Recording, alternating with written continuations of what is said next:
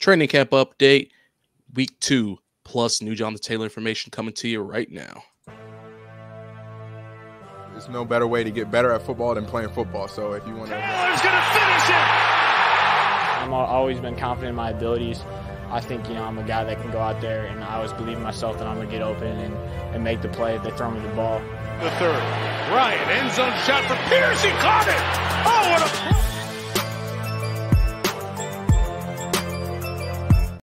Hello, everyone, and welcome to the Colts Cast. We're here to talk about everything and anything Indianapolis Colts. He is Jamal Lawrence, and I am Eric Smith, your co-host of the Colts Cast. This episode is brought to you by Manscaped. Breaking news, Manscaped now sells beard products. That's right. They're once again revolutionizing men's grooming with the brand new Beard Hedger. From a beard trim to a fresh shave, the technology behind the Beard Hedger allows you to shape your signature beard look. Now you can finally use Manscaped products to make your drapes match your carpet by going to manscaped.com and using code ColtsCast for 20% off and free shipping. This thing is a juggernaut of fixing faces. First off, cordless trimmer, has a rotary wheel, gives you 20 hair cutting lengths with one guard. So, any beard, it fits that perfectly. So no more messy drawers full of extra add-ons. That's right. Face grooming doesn't need to be hard. Get 20 different beard lengths in just one guard. So get 20% off and free shipping with the code ColtsCast at manscaped.com. That's 20% off with free shipping at manscaped.com and use code ColtsCast. Manscaped Beard Hedger, one stroke, one guard, 20 lengths. Jamal, let's get right into it. Let's talk training camp. Monday was the first full day of full pads. They're ramping up, but there's been a lot, and I mean a lot that's kind of gone on since the last time we recorded. And I think we recorded Sunday? Yeah, it was Sunday. Yeah, it was Sunday. Look, Zach Moss. Let's talk about him first because we got to talk about the running back situation. Suffered a broken arm at practice on Monday. He's expected to miss around 6 weeks. Super unfortunate given the Jonathan Taylor situation, and not to bring up Jonathan Taylor, but he looked pretty lifeless watching the other running backs. And then that back pain situation, I don't even want to talk about it because I don't know what's going on with that. I don't know if he's hurt. I'm waiting for some clarity before I even get into that. But, what you think, Jamal? What's going on? Oh, man, I think it's a bad time to be a Colts fan, especially with this running back situation. It's been getting rough. Zach Moss, like you mentioned, broken arm, going to be out for quite some time for us. And Jonathan Taylor, although I know you said you didn't want to touch on the back pain, he looked a lot better walking today than he did yesterday. I know a lot of people were talking about the quote limp he had, or like the old man walk he was kind of giving yesterday. That was only like 1 or 2 steps he took. Today, when he was walking across the field, he looked pretty good overall. He looked like he was moving just fine. So, good. I'm glad to see that. I know there's been a lot of talk about, what Jonathan Taylor and everything that's going on with him, and kind of people are still getting upset about everything that's going on. And I may dive into that a little bit more here in just a couple of minutes. I don't want to, take away from the rest of training camp, but I do think it's important that we still, kind of touch bases on that, but we'll come back to it though. So what I kind of like and what I saw today at training camp was just based off what I've read in a couple of videos I saw on Twitter and things like that. Gardner Minshew, he went with 10 of 12 with 3 touchdowns, 1 to Downs, 1 to Granson, and 1 to Strawn, and a pick 6 towards the end. That was per George Brimmer. And then Anthony Richardson went 4 of 8 and ended with the interception by Khalid Kareem per James Boyd. So, not the hottest day for Anthony Richardson. It's interesting to see how he's, just kind of progressing on that first full day for Pats with him. Gardner Minshew started off hot, it looks like, when he went for those 3 touchdowns, but ended on that pick 6 is not what we want to see. But, that's what we're here to do. We're here to practice and get better. So I'm glad to see that these 2 guys were out here today trying to get a little bit better and go through the adversity that is learning a new offense. More so for Anthony Richardson, but then for Gardner Minshew having to learn new players and kind of learn the ins and outs of them. Yeah, because they're not going to ball out every single time they're on the field. Like exactly, that's just not going to happen. Like our defense is going to make stops. Anthony Richardson's going to have them growing pains. He sat out of practice Monday too with that minor surgery to correct that nasal septum. But yeah, he was back out there Tuesday. He struggled. He definitely struggled. Had a rough outing. The defense was killing it today. But that's going to happen. Yeah. I did see that he gained some weight, though. Like that man's around 248 now. Yeah. Putting on the Like, pounds. Scary. Putting on muscle mass. Like, Yeah. like, look. Yeah, keep going though. Keep going. All I'm gonna say, if I'm a linebacker or a safety, I'm not stepping in front of him who's running at me full speed. That's just the end of that conversation. Aaron Donald, something like that, sure, I may test him. But besides that, I don't know if I'm stepping up to him. But I did find it interesting though, as well as good as Josh Downs played today, because I saw some videos of him and he looked like he was just getting the ball and able to catch and run. Look so but I want to know why he's on that second team. Get him out there at the first team. Let me see if he can do with that first team work. I know Isaiah McKinley, he's brought in, or McKenzie was brought in for all that stuff, man. But listen, hey, I'm all about Josh Downs, dog. If he can produce, let the man get out there at the first and let him go ham. Bang the table for this guy. Y'all doubted him. Exactly. Look, he's out there catching one-handed balls, burning guys 1v1. I think, he's running with the twos, but like, I don't know if he looks this legit from the way we see it at our house. I don't know. He may challenge Pittman for the most targeted receiver this year. I'm going to make that bold prediction because, like, he's just going to be able to get open so often that Richardson or Minshew they have to take that free first down, right? Yeah, safety net all day. Take that all day. Yeah, he looks brilliant, and I can't wait to see more of him. Josh Downs, baby. Absolutely. I know I was reading a couple things that said Mike Strachan had a nice day as well. Glad to see him back out there. I know he had a couple promising catches during the preseason last year for us, but it didn't really translate onto the regular season. So I'm ready to see if he can get back out there and do something. I know we got a packed wide receiver room now. It's getting time where the studs are going to have to show up and show out. So I'm hoping that, he can be a part of that this year because I think that he can continue to grow and elevate. I think that a lot of these receivers, and I know a lot of people don't want to hear this, but I think a couple of our receivers on our team have that ability, like you just mentioned, to outwork Michael Pittman Jr. I know that he's been that guy for the team, for the past couple of years, but I don't want to see another 98 reception, 950 something yard season. I want to see him elevate that game. I want to see if you're going to have that many receptions, you need to clear that 1,000 mark easy. And I think there are other receivers out there who, I don't want to say throwing this for the taking, but they want to come out there and show what they can. We haven't really seen a lot of Alec Pierce. Yeah, we saw that bomb he caught the other day, but I know he's been developing.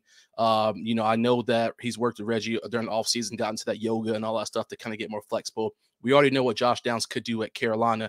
Now we're seeing what he can do on the next level. And Reggie said it himself that he was the best wide receiver in the draft. So you already know the confidence is there. So I don't know, man. Michael Pittman has the opportunity to get overshadowed by some of these receivers. I think this, and I know people don't want to hear it, but hey, we're going to talk that talk, man. If you wanted to be the hot take for us, Eric, all I'm saying, I mean, you mentioned it with Josh Downs, dog. Yeah. So like you said, pack wide receiver room. I mean, you got to think Pittman Jr., Alec Pierce, Josh Downs, Ashton Doolin. People forget about him. Underrated stud. Brashad Perryman. We also signed him this season. Isaiah McKenzie, Mike Strachan. We got a lot of people. We got a lot of people in this wide receiver room, and everybody can't make it.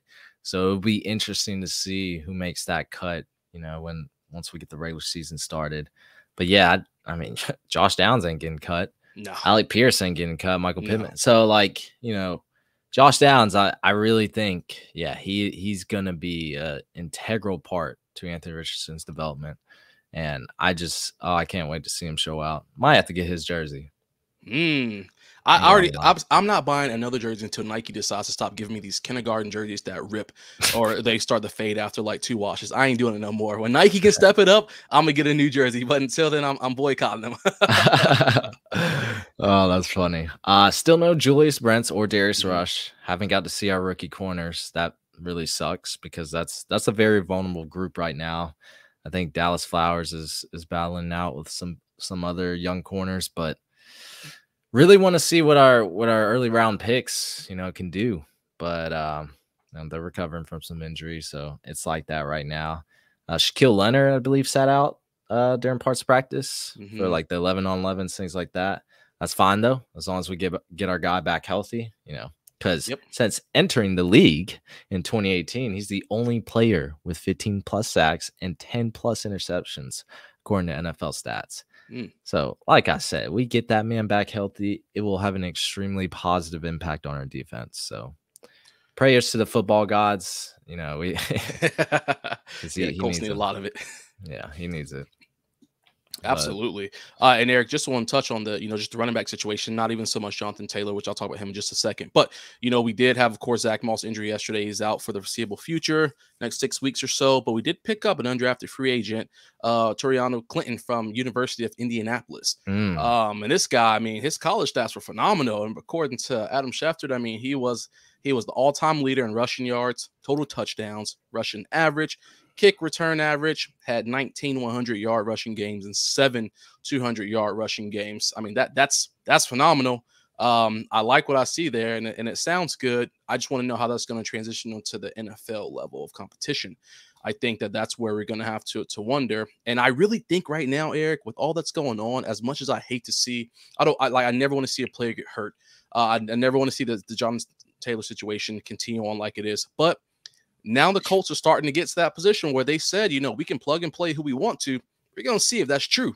Can you really just plug and play who you want to in this offense? Because it's going to start getting ugly, as more players. I know a lot of people are high on some of these running backs that we have right now. But guys, we got to remember, I know the expectations and the excitement are just all over the place with Anthony Richardson here, with Josh Downs here. The speed's a factor. Everybody's stepping up. That we're going to miss. And I don't care who you are. I don't care how you want to slice it. You may not want to hear it, but you're going to miss that elite level of playing, or that cushion that you have with a running back like Jonathan Taylor, a veteran player like that in your backfield. We see kind of what happened with the 4 and 8 day today for Anthony Richardson. I wasn't there, so I can't speak on exactly whether it was pressure, whether the defense was playing that well, maybe he had some overthrown balls, whatever the case is. However, I can tell you that not having a presence, especially when it comes to game day, that's going to make a difference for us. You can say it however you want to. I've read people talking about how they're already getting rid of their jerseys, or they don't like this, or all this other crap. And I'm just like, that's a bit far-fetched. I gotta relax. Exactly. I know the fans are mad with what's going on right now, but let's be honest with ourselves, guys.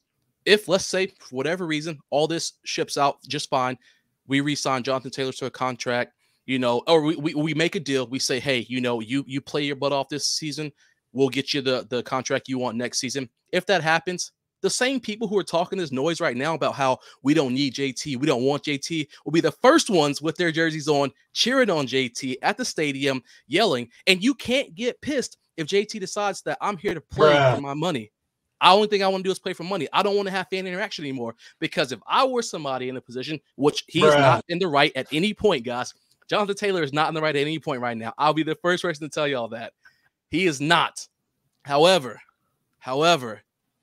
if I were in that situation and I got what I wanted and people dogged me like they did, my job is to come out there and get paid to do what I do. I don't have to have the interaction anymore.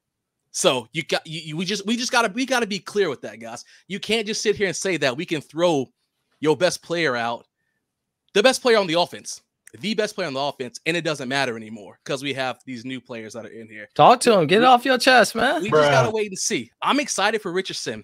I'm excited for Downs. But I know we got a brand new offense, a brand new head coach, a brand new rookie quarterback. We don't have an elite wide receiving core right now, guys. We don't have A.J. Brown and Devontae Smith standing beside each other on the field. So we can't sit here and act like we're gonna not feel the presence of having an elite running back in the backfield, guys. Like I said, Jonathan Taylor is not in the right, but we can't deny what is truth. That's all you, Eric. That's a lot right there, man. Hey, man. It's not like you've been wanting to talk about Jonathan Taylor. It's just frustrating. It's infuriating me. I understand people's passion. I understand people are upset about the situation, because I am too. But I just also want people to realize that, you downplaying the situation is not going to resolve anything. You downplaying it is not going to make anything any better. We're in a tough spot right now. No one wants to be in this spot. And like I said, JT is not right at any point in his standpoint for what he's done. But I also just can't sit here and act like putting a third string running back in, or a fourth string, or an undrafted free agent is going to come in here and produce the same thing that Jonathan Taylor did until I see it. Yeah, I saw some people downplaying Jonathan Taylor's, play up until now, just because they were saying, "Oh, he hasn't done anything since 2021."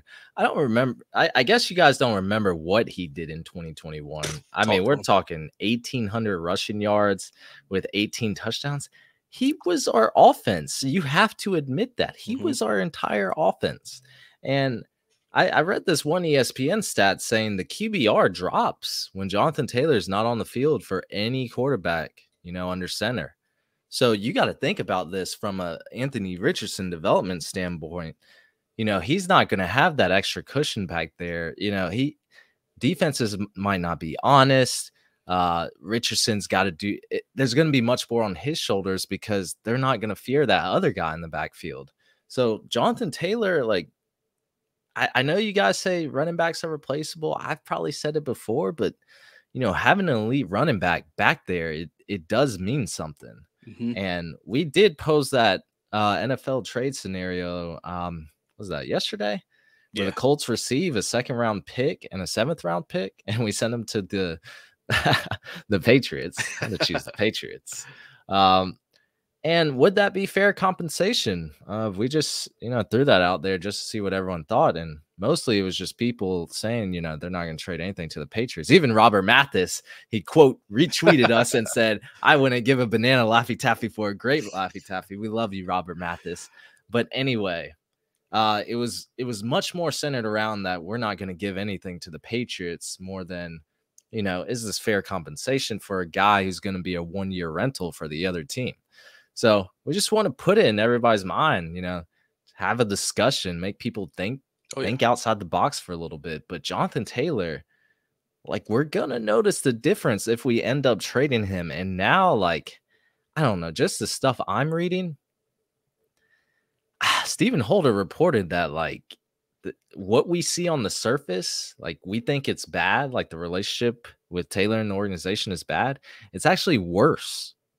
It's actually worse behind the scenes. So I don't know if he plays for us. Jim Irsay says we're not going to trade him, but do you know how many times I've heard a front office member, an owner, a coach, somebody say we have no plans in trading X, Y, and Z, and then fucking like a week later, sometimes it'd be like 2 days later, that man gets shipped off. Like, you have to take especially Jim Irsay, you have to take everything with a grain of salt. So we're going to be closely monitoring this situation, but I think it's 50-50 right now if Taylor really plays for Indianapolis in 2023. I just honestly, I feel that in my heart. Just, I feel something there's a storm brewing, and it's really about to be Evan Hull in the backfield. I mean, it really is. Deion Jackson, that's what I see right now. So yeah, I think you're right. I think you're 100% right on that.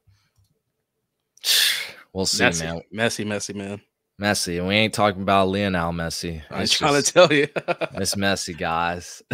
Jamal, you got anything before we wrap up? Nah, man. We appreciate everybody dropping in as always, man. We love interacting with y'all. So y'all take care and have a good one. And let's keep it rolling, man. The week is still early. We got a couple days left of training camp for this week, so let's enjoy the news while we can. Let's keep it rolling. If you've gotten this far, please like the video. Please comment below. Let us know your thoughts. We like to see them. We like to read them. We will reply. So just drop your thoughts down. That's going to be it for us, everyone. Thank you for listening to the Colts Cast. We're live on Apple Podcasts, Spotify, YouTube, or any platform you use to listen to podcasts. We'll be back next time to give you some more Indianapolis Colts content. Peace.